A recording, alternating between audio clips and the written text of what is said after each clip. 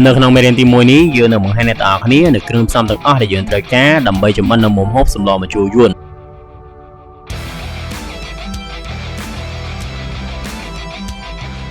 ដើម្បីចម្អិននៅមុំហូបសម្លម្ជូរយួនគឺយើងត្រូវការនៅគ្រឿងផ្សំមួយចំនួនដូចជាត្រីយើងយកប្រភេទត្រីឆ្លាំងចំនួន1គីឡូក្រាមម្នាស់ចំនួន350ក្រាមប៉េងប៉ោះស្រគាលចំនួន500ក្រាមម្អមចំនួន100ក្រាមពោតបារាំងចំនួន150ក្រាមត្រឡាចចំនួន500ក្រាមក្រអៅឈូកចំនួន500ក្រាមរំដេងចំនួន25ក្រាមម្ទេសដៃនាងស្រស់ចំនួន20ក្រាមទឹកត្រីចំនួន30មីលីលីត្រអំបិលម៉ដ្ឋចំនួន10ក្រាមស្ករសចំនួន15ក្រាមអំពិលទុំសាច់ចំនួន30ក្រាមប៊ីចេងចំនួន15ក្រាមខ្ទឹមបំពងចំនួន50ក្រាមម្សៅស៊ុបចំនួន25ក្រាមខ្ទឹមសចំនួន30ក្រាមពងទាចំនួន2គ្រាប់ហើយនឹងទឹកសុទ្ធចំនួន 2.5 លីត្រគ្រឿងផ្សំដំបូងដែលយើងត្រូវរៀបចំឬក៏ត្រៀមមុនគេនេះគឺត្រីឆ្លាំងហ្នឹងយើងទិញពីផ្សារមកគឺគេកាត់គេធ្វើគេឲ្យយើងឲ្យអស់ហើយការងារដែលយើងត្រូវធ្វើគឺយើងត្រូវលាងសម្អាតវាជាមួយនឹងអំបិលអញ្ចឹងយើងចាប់ផ្ដើមតែចាក់អំបិលចូលចំនួនមួយស្លាបព្រាបាយទៅហើយមិនបាច់បារម្ភទេអំបិលហ្នឹងគឺមិនមែនជាផ្នែកនៃគ្រឿងផ្សំរបស់យើងទេដោយសារតែយើងចាក់ចូលចឹងហើយគឺយើងត្រូវយកវាទៅលាងទឹកសម្អាតចោល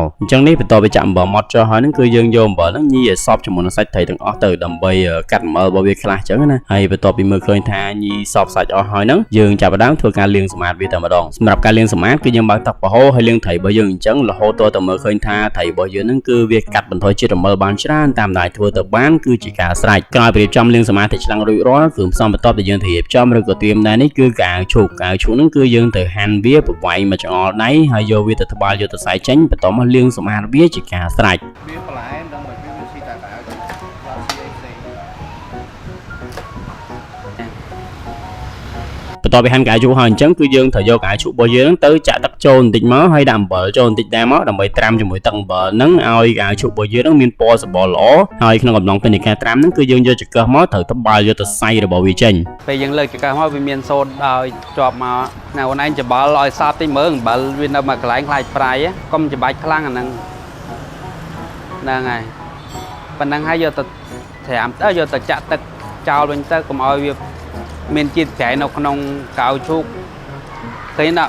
ពេលយើងត្បាល់អញ្ចឹងវាសូត្រដោយមកញ៉េក្រោយពីត្បាល់សរសៃមើលទៅឃើញថាវាស្អាតគួរសមហើយហ្នឹងគឺយើងយកវាមកលាងទឹកភ្លាមតែម្ដងអត់ទុកយូរពេកទេព្រោះខ្លាចថាធ្វើឲ្យកៅឈូករបស់យើងហ្នឹងវាឡើងជាតិប្រៃអញ្ចឹងយើងលាងវាប្រហែលជា 4-5 ទឹករហូតទាល់តែស្អាតទៅជាការស្រេចហើយបន្ទាប់ពីរៀបចំកៅឈូកហើយគ្រឿងផ្សំបន្ទាប់ដែលយើងត្រូវរៀបចំឬក៏ត្រៀមដែរនេះគឺពោតប្រាំងហ្នឹងគឺយើងត្រូវចិតវាបន្ទាប់មកយកវាទៅត្រាំទឹកអាហ្នឹងយើងចាត់ប្រឆាត់កតុយក្បាលវាហ្នឹងយើងចាត់ទៅតឹង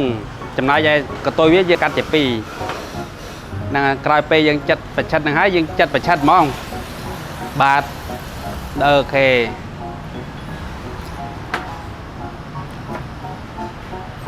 បន្លែប្រភេទហ្នឹងវាជាឱសថដូច្នេះគេអត់លាងវាច្រើនទេគេយកវាទៅត្រាំទឹកតាមបន្តិចហើយគេពេលស្លយើងចាក់ទាំងទឹកហ្នឹងហ្មងយល់ទេជាតិរបស់អាពោតហ្នឹងវាជួយដល់អ្នកមានជំងឺលើជាតិស្ករអីចឹងណាអញ្ចឹងទឹកវាគេត្រាំហើយគេអត់ចោលត្រាំហើយគេចាក់ស្លមួយហ្មងដោយបានបញ្ជាក់អញ្ចឹងសញ្ញាពោតប្រាំងដែលយើងហាន់រួចហ្នឹងគឺយើងចាក់វាចូលទៅត្រាំជាមួយនឹងទឹករបស់យើងទៅហើយទឹកហ្នឹងគឺយើងដាក់វាចំនួនកន្លះលីត្រហើយនៅពេលដែលយើងស្លគឺយើងចាក់ចូលទាំងទឹកហ្នឹងតែម្ដងបន្ទាប់ពីរៀបចំពោតប្រាំងហើយគឺយើងចាប់ផ្ដើមរៀបចំឬក៏ត្រៀមតឡាចរបស់យើងម្ដងដែលតឡាចហ្នឹងគឺយើងត្រូវចិតវាបើកាត់កតុយវាសិនណាបាទហើយយកមុខពីបោះបកហ្នឹងហើយហ្នឹងហើយសម្អាតនេះសិនចាំពុះវាក្រោយណាពុះកង់មួយឆ្នាំងដៃសិនហ្នឹងហើយពុះហ្នឹងហើយ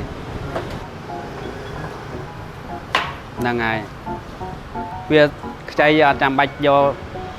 ក្របចេញទេបាទអស់ឲ្យពុះជា2មកអាណាធំ4ទៅអាណាទូចតែ1ជា2បានហើយជា2ហើយយកជា3ទៀតបាទប្រឆាត់ចឹងហ្នឹងហើយហ្នឹង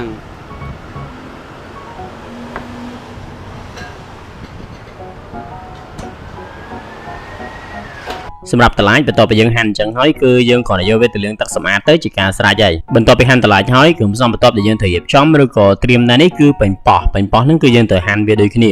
ប៉េងប៉ោះតាក់ចូលហ្នឹងហើយចាំលាងម្សៅមកប៉េងប៉ោះហ្នឹងអូនឯងបេះអានេះវាសិនក្បាលវាសិន ปูให้มวยจีปีมั้งปูจีปียังให้ยังกัดเวียประชันโดยเนี่ยตลายได้แต่นางไงนาง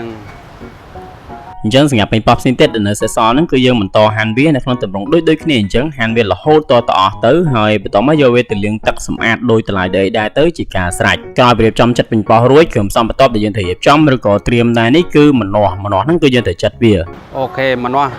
កាត់អានឹងចោលយើងជ្រៅតិចហ្នឹងហើយហើយពូវាជា2តូនជា2ស្មើគ្នាបាទអត់ទេចាអូនឯងផ្កាប់សិននេះអូនឯងឃើញចង្អូវាយើងកាត់តាមចង្អូហ្នឹងទៅដល់កន្លែងធំនេះយកទូចនេះចេញសិនហ្នឹងហើយហ្នឹងដល់ពេលអត់ទេវាបៀតរៀងធំអញ្ចឹងយើងបញ្ឆិតវាតិចចេះហើយយើងយកមួយទៀតចេះហ្នឹងហើយធ្វើអញ្ចឹងបាទហ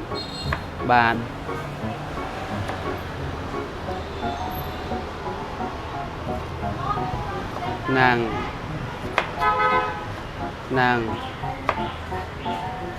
បាទអូខេហ្នឹងហើយដាក់មកនេះ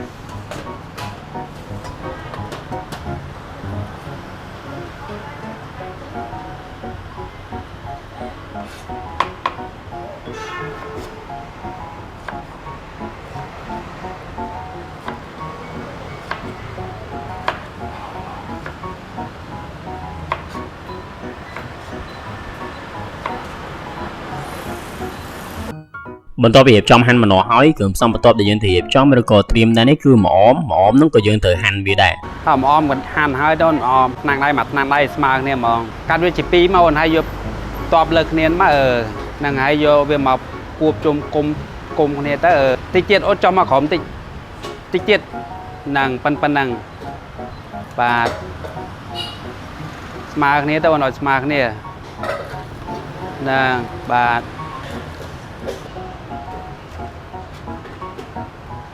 ស្នុកអូខេ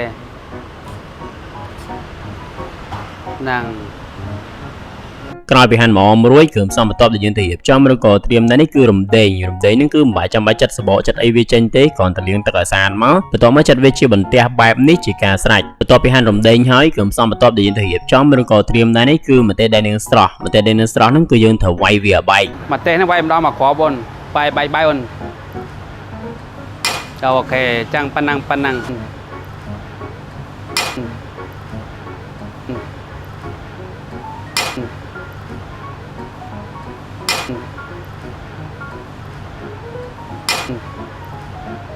ន្ទាប់ពីវាយម្ទេសដែលនឹងស្រស់រួចរាល់ហើយគ្រឿងផ្សំបន្ទាប់ដែលយើងត្រូវរៀបចំឬក៏ត្រៀមដែរនេះគឺខ្ទឹមសហ្នឹងក៏យើងត្រូវវាយវាដែរខ្ទឹមស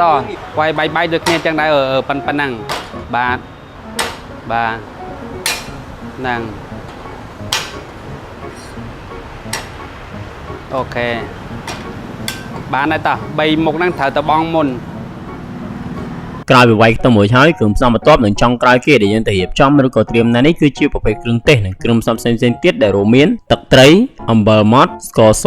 អំពិលទុំសាច់ប៊ីចេងខ្ទឹមបំពងម្សៅស៊ុបពងទាហើយនឹងទឹកសុទ្ធគឺយើងគ្រាន់តែដួសវាដាក់ទៅក្នុងកូនចានឬដាក់ក្នុងអីក៏បានដែរបន្ទាប់មកថ្លឹងវាទៅតាមបរិមាណដែលយើងត្រូវប្រើជាការស្រេចដើម្បីស្លម្ជូរយួនការងារដំបូងដែលយើងត្រូវធ្វើនេះគឺយើងត្រូវរៀបចំឆ្នាំងរបស់យើងឆ្នាំងនឹងធំតិចមកហើយយើងបើកភ្លើងទៅបន្ទាប់មកគឺយើងចាក់ទឹកចូលចំនួន2លីត្រហើយយើងបិទកុំប់ឆ្នាំងទុករហូតដល់ទឹកនឹងពុះទើបបានយើងចាត់ចែងដាក់គ្រឿងផ្សំចូល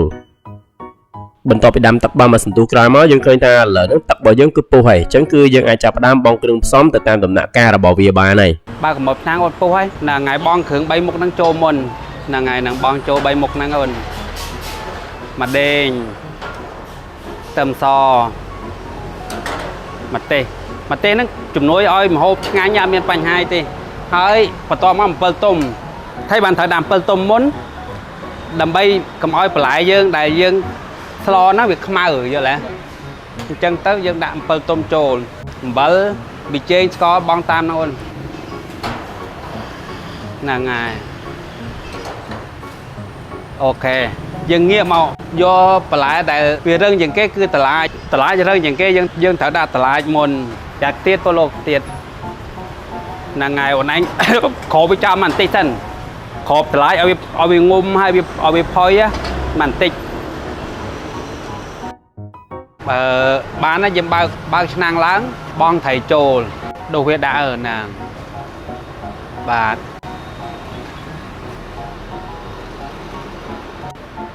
ọt cô về tiêu còn đã oi lịch chứ dương Scott oi về lịch tới bàn này nè cầm cô bà ok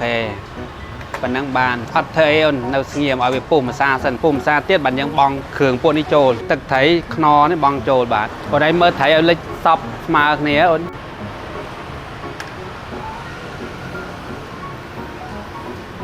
là ngày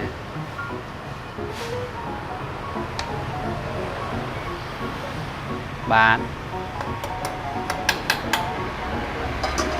về năng chặt thực thấy chặt nó đã sụp no trôi tới bán rồi bạn ok hay ở nay đạn bình po là ngày giờ về luôn thầm thờ và phở về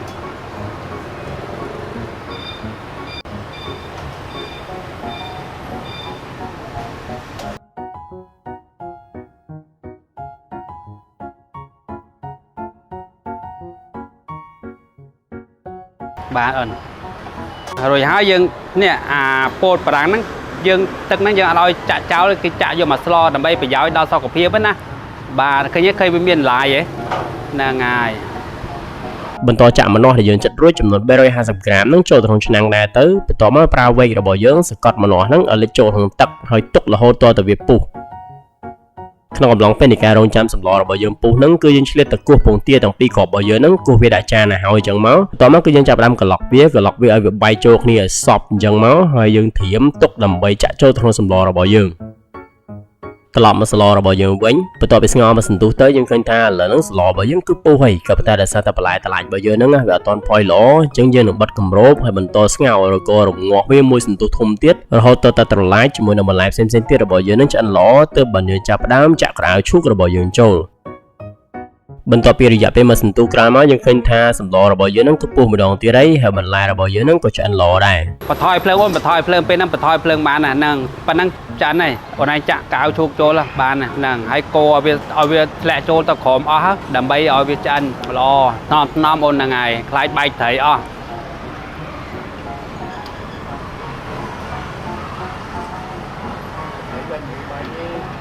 ហ្នឹងហើយត្រីហ្នឹងវាមិនងាយបែកទេត្រីហ្នឹង ថៃល្អតែផ្ដាំថាអាហ្នឹងគឺមិនគោប្រដេបដែរខ្លាចបែកត្រីវាល្អអត់គេហៅថាអត់បានស្តង់ដារនៃអ្នកស្លកណាយើងធ្វើបែកត្រីអស់លេងស្តង់ដារអ្នកស្លហើយព្រោះវាមិនតិចទៀតអូនព្រោះមិនតិចទៀត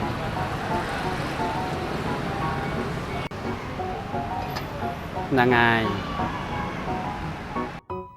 បន្ទាប់ពីបន្តរំងាស់មកសន្ទុះក្រោយមកយើងឃើញថាស្លរបស់យើងឥឡូវហ្នឹងគឺឆ្អិនហើយអញ្ចឹងគឺយើងអាចដាក់ពងទារបស់យើងចូលបានហើយណែចាំរោយពងទាចូលទៅនេះអូនឯងដៃម្ខាងគោវាហើយយើងស្រោចជុំពីខាងឲ្យចូលមកក្នុងកាលណាបើយើងហូបនៅផ្ទះយើងដាក់ទាំងមូលទៅ